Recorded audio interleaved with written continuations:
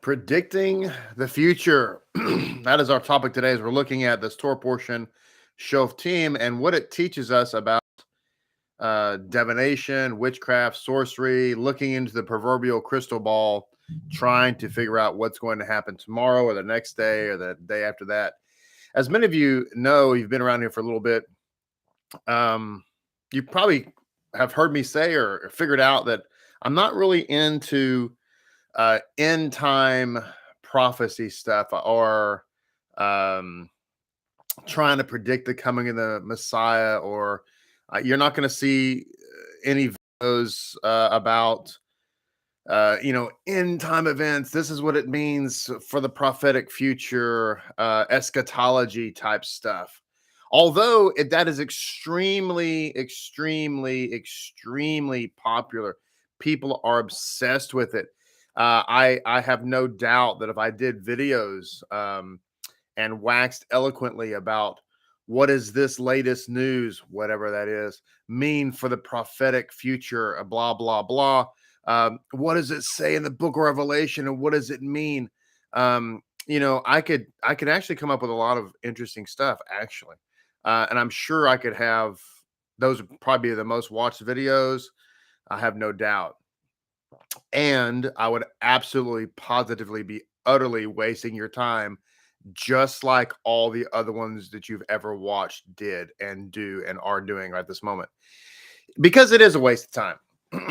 It is an absolute, complete waste of precious time. Instead of focusing on trying to figure out what the future holds or what's going to be the future, what's the prediction, it's better just to kind of work on today and how to live for God today and how to actually follow his commandments and be a better person and so on and so forth today.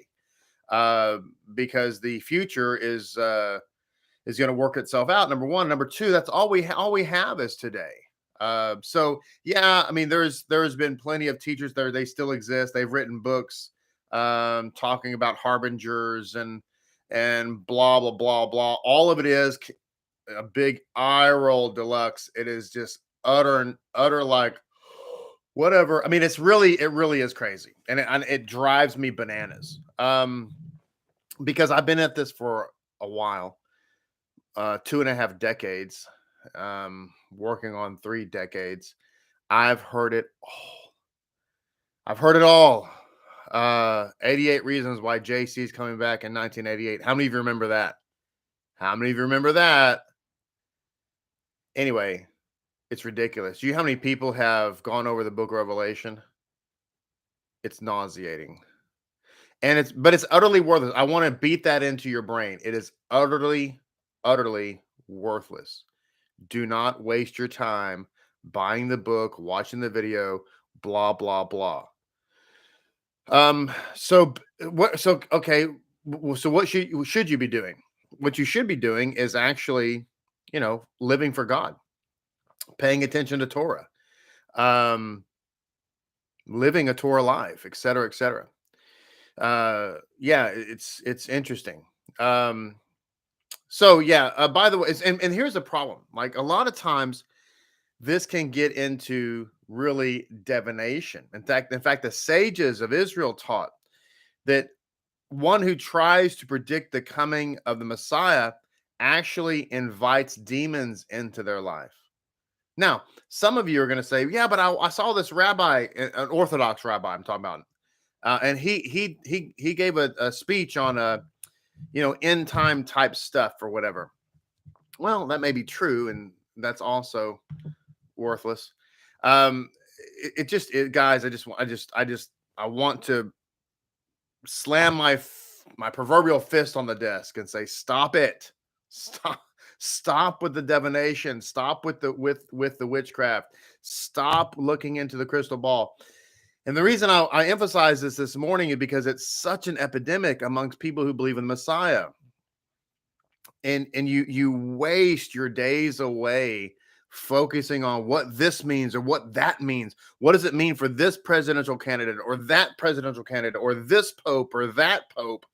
And you end up just spending your days focused on tomorrow and not focus on what you have right in front of your face, which is today, which is all you have. So we're going to be talking about that today, looking at just definition in general. And so good morning. Glad you're here. Please be sure and like this video. I'm sorry for the buzzkill. You're not going to get any end time stuff here because I just don't believe in lying to you.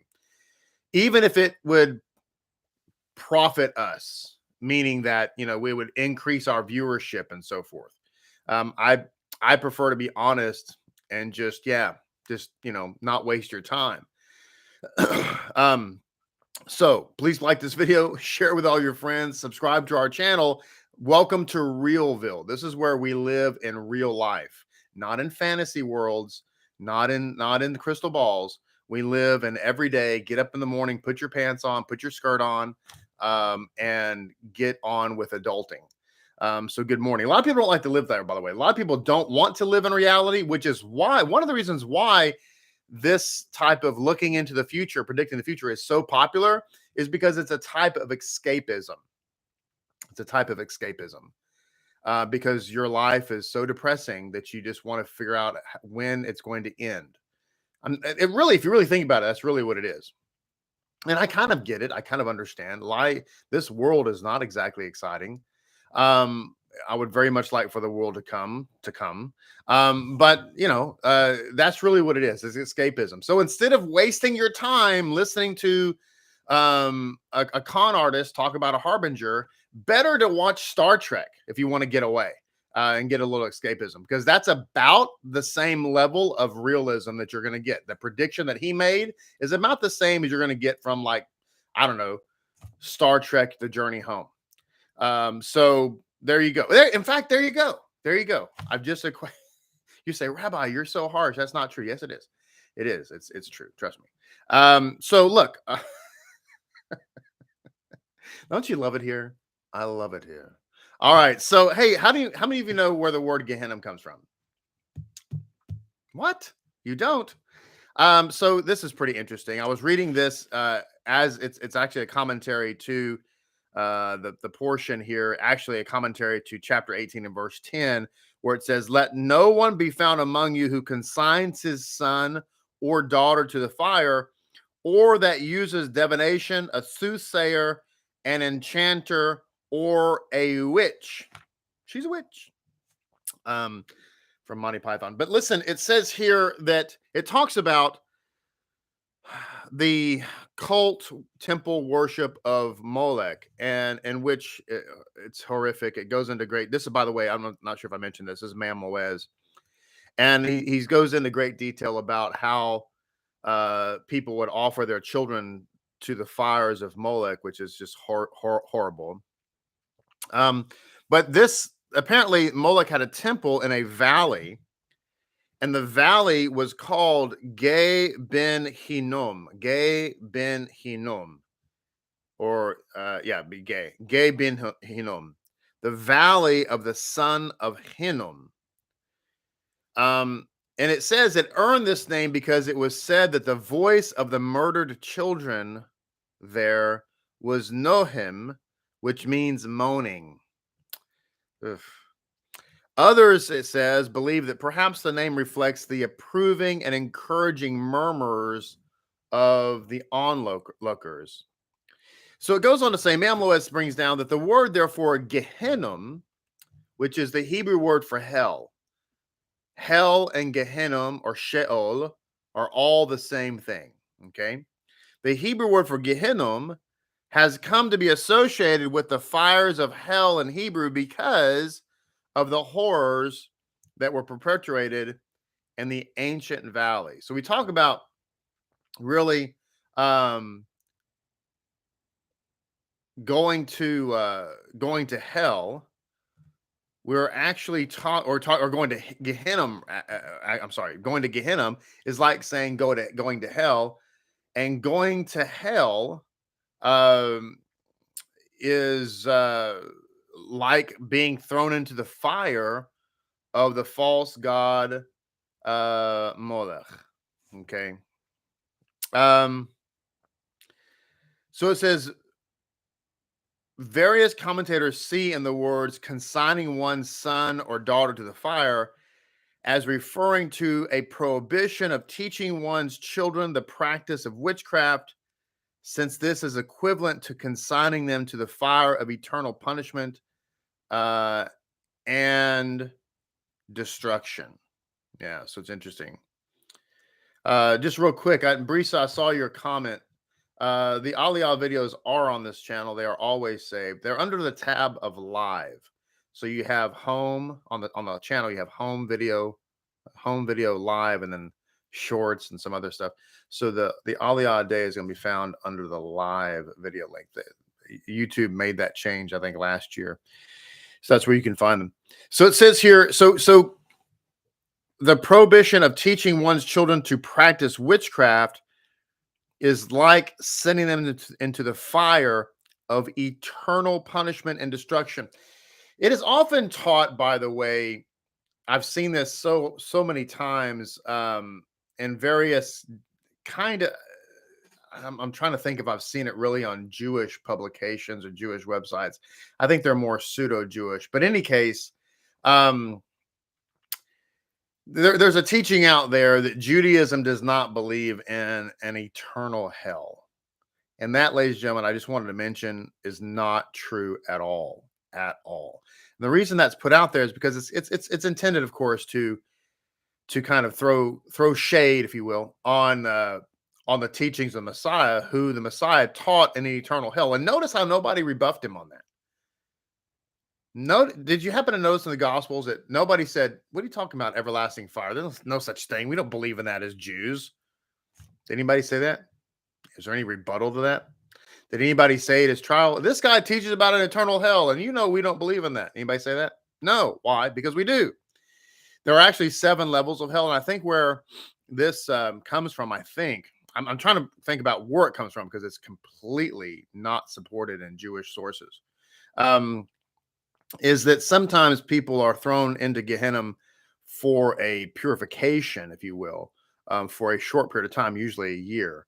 But let me just suffice to say here that for certain people, whoever they may be, there is such thing as an eternal hellfire in Judaism. 100%. We just read it. Ma'am Loez said, this is equivalent to consigning them to the fire of eternal. Say eternal. Eternal is a peculiar word that means forever. Eternal punishment and destruction. Judaism absolutely believes that. I just want to make this abundantly clear, because I've heard people say Judaism doesn't believe in eternal hell, and they kind of use that sometimes to try to say, see, Christianity is false. Now, there's plenty of falsehood in Christianity, don't get me wrong, but that's not one of them. And we need to be sure and be clear at what is false and what is real.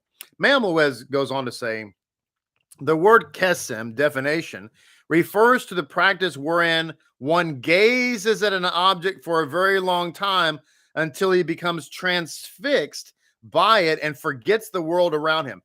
I would like to use that and say that this is what happens when people gaze at and become transfixed upon end time teachings, end time prophecies, eschatology, as we say, and they forget the world around them. Boy, I have seen this in my ministry lifetime, and that's why I want to shake you, as it were, and awaken you, and get you back in the game called life. Stop thinking that every pope is the Antichrist or the false prophet. Stop thinking that every presidential candidate is the next Messiah or the next anti-Messiah. Ladies and gentlemen, by the way, okay. Who is the anti-Messiah? Can I just tell you?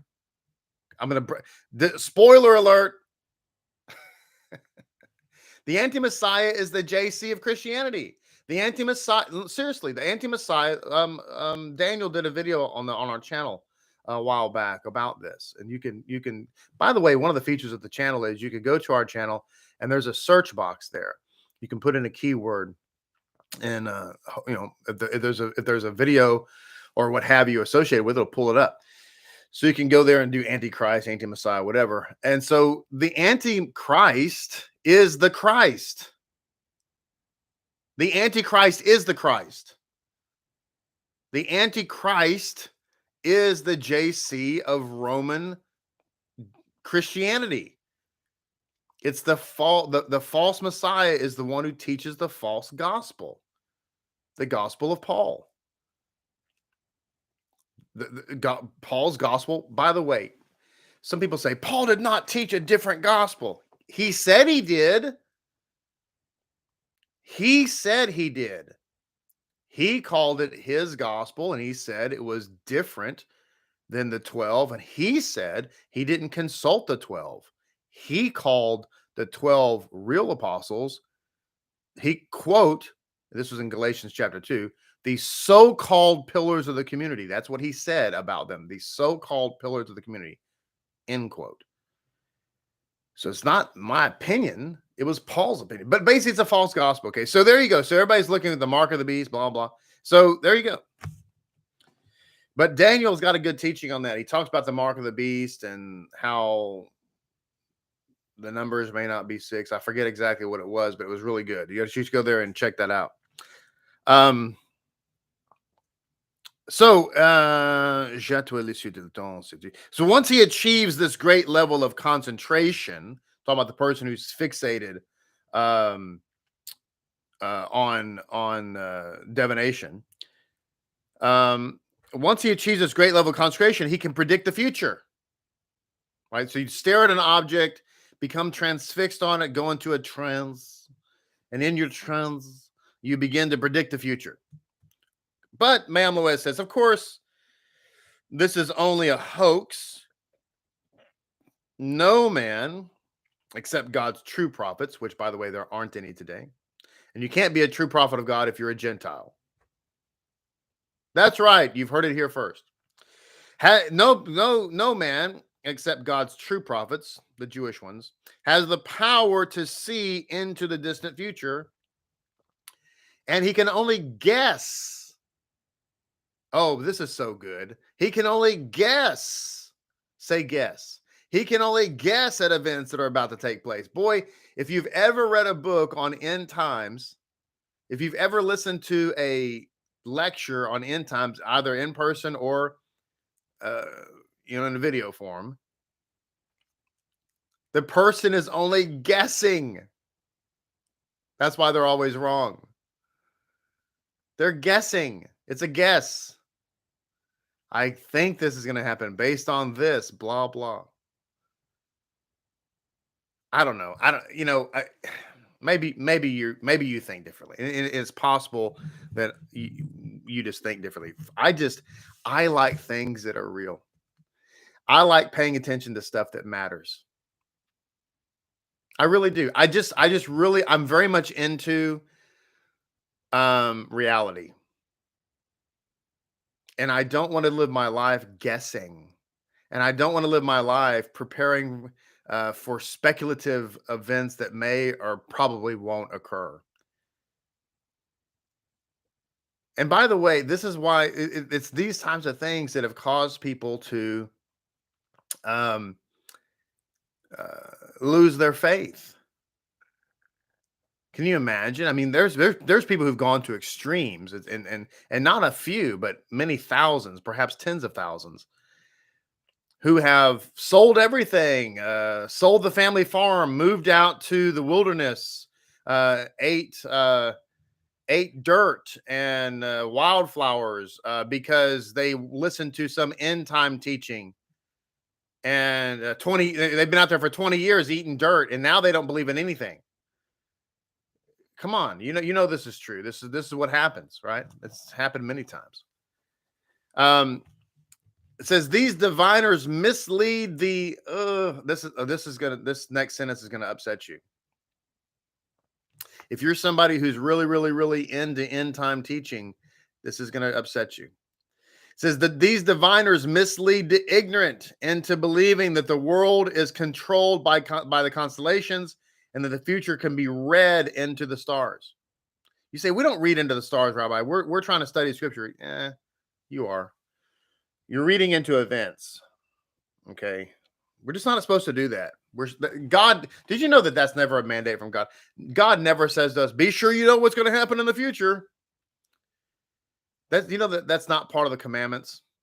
Thus says the Lord thy God, be sure that thou shalt know what shall happen in the days to come. So you ever give us that mandate? You ever say, by the way, are you eating kosher? Yes. Wearing tefillin? Yes. Keeping the festivals? Yes. Are you aware of what's going to happen in the future? Check. No, he never says that, actually, ever.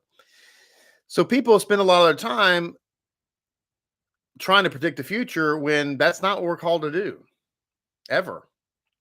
You know, and I would venture to guess that most of you are not consulting witches or crystal balls or tea leaves.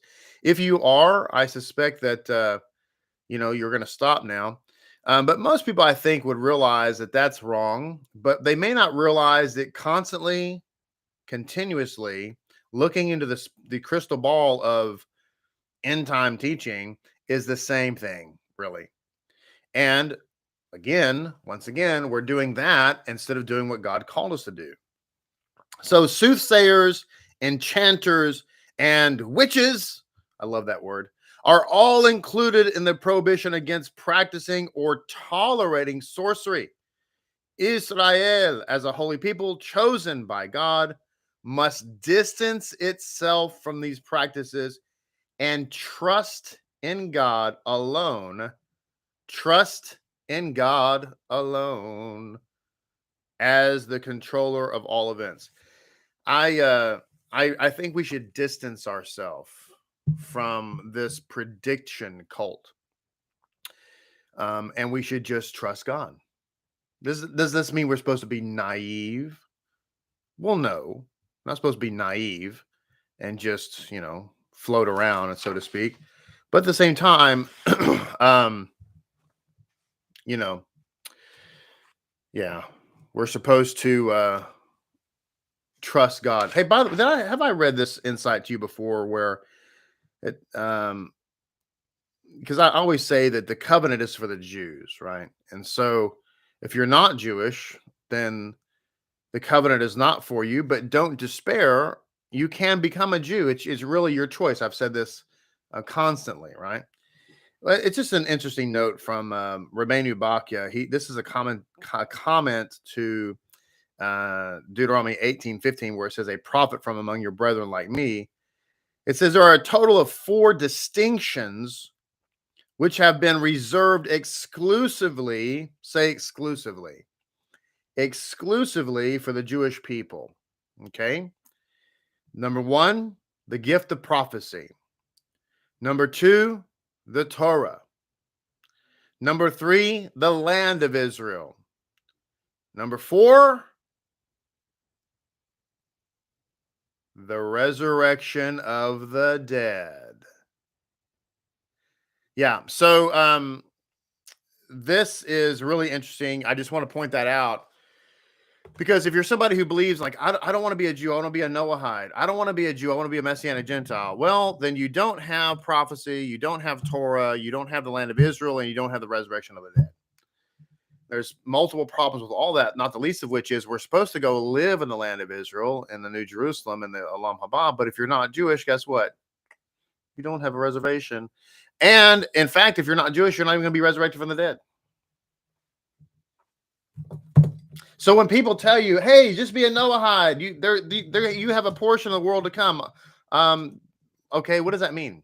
Have a portion of the world to come? Does it include resurrection? Are Noahides resurrected? Your answer is no. That's awkward. How can you have a portion of the world to come when you're not even resurrected? But again, don't get in despair. You might be thinking to yourself, I'm not a Jew, but you can be. You can choose to be one. So going back and looking at our portion, chapter 18 and verse 13 says, "You shall be wholehearted with Hashem your God. For the nations that you are possessing, they hearken to astrologers and diviners. But as for you, not so has Hashem your God given to you." So the reason why we're not supposed to focus on astrology, divinations, and consulting the dead and so forth is because we have God. We don't need all that stuff. We have God. So I want to read on that note. I want to read an insight to this from the Kehot Chumash, where it says, be wholehearted with God. When we are connected to God, we are not subject to any form of predestination. We are not subject to any form of predestination when we are connected to God. Now, how do we connect with God? I am a friend of God. He calls me friend. Why did God? Thank you. I've had many requests, but I'm going to sing anyway. So why did God call Abraham friend, actually? Was it because he believed God? No, actually. Genesis chapter 26 tells us that God told Isaac, the reason I'm going to bless you is because of Abraham. And the reason for that I loved Abraham and blessed Abraham is because he followed my Torah. It actually does say the Torah there, like the law of Moses. You say, well, I thought the law of Moses wasn't given until Mount Sinai. The law of Moses has actually existed before there was existence. So the way in which we connect to God is by following his law. That's where he calls us a friend. That's where we connect. And therefore, when we are following the law of God, we are connected to God. And as a result of being connected to him, we are not subject to any form of predestination. God is in the control of us, not the stars, not the demons, not the demons, not the demons, not the demons, not angels. Did I mention demons or Satan? We're actually in control, or God is in control of us. So we should therefore never be concerned with predicting the future. What? I wrote a whole book on that, though. It's going to be a harbinger. We should therefore never be concerned with predicting the future, with freeing ourselves from the spells of any real or imagined forces, or with dealing with the possible influence of previous incarnations of life. The surest way of ensuring our happiness and success in life, are you ready for this? This is going to be a I told you so.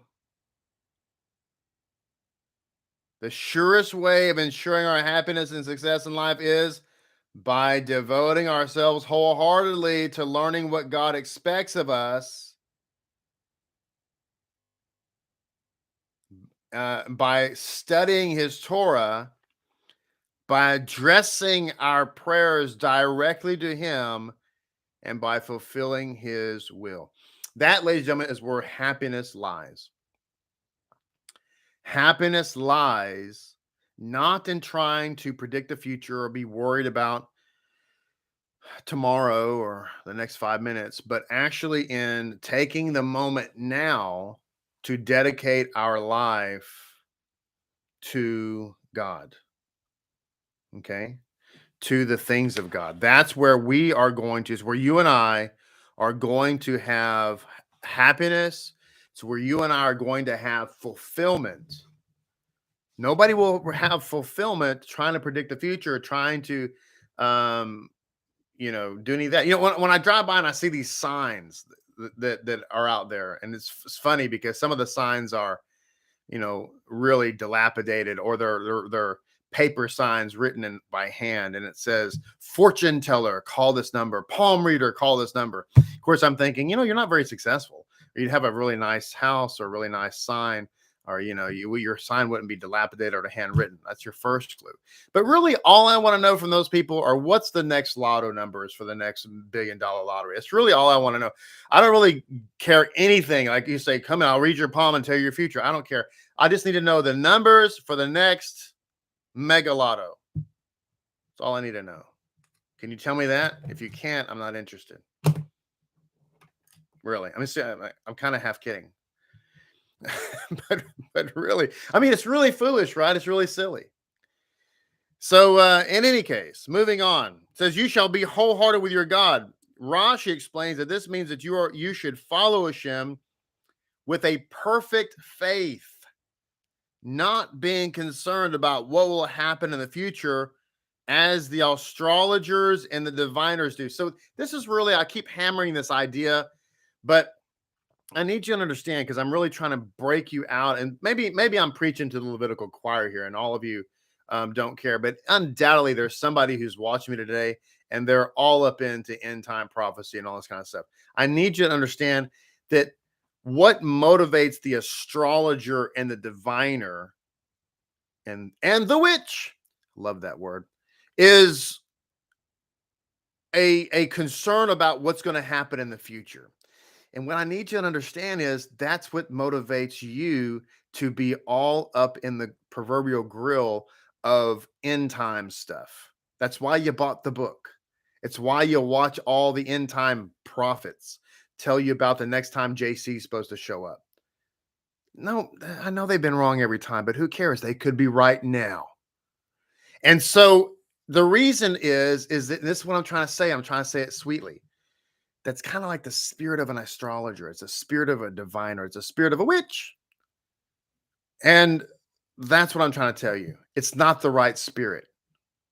Okay. It's all motivated on the same thing. No, it's not, Rabbi. I just want the Lord to come. Really? Is that really it?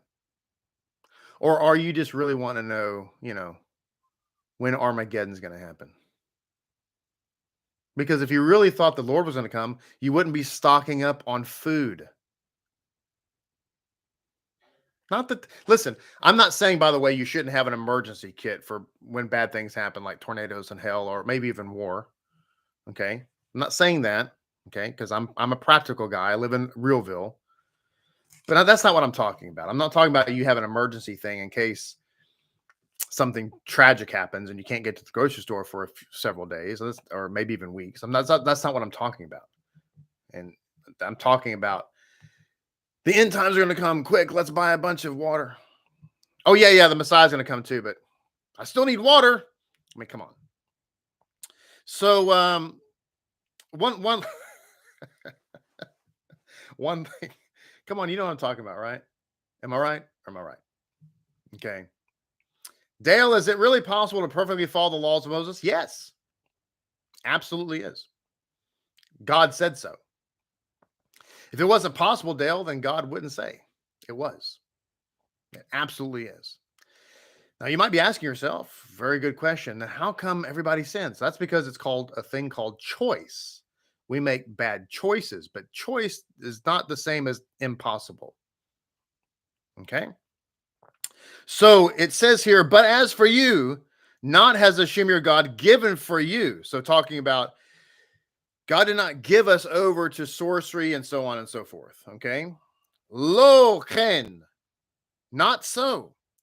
Says this phrase sums up the spirit of opposition that characterizes Israel's constant stance towards the other nations. The Midrash calls our attention to the first Jew, who is Abraham. Abraham was the first Jew. Believe that, trust that, know that. It's 100% fact.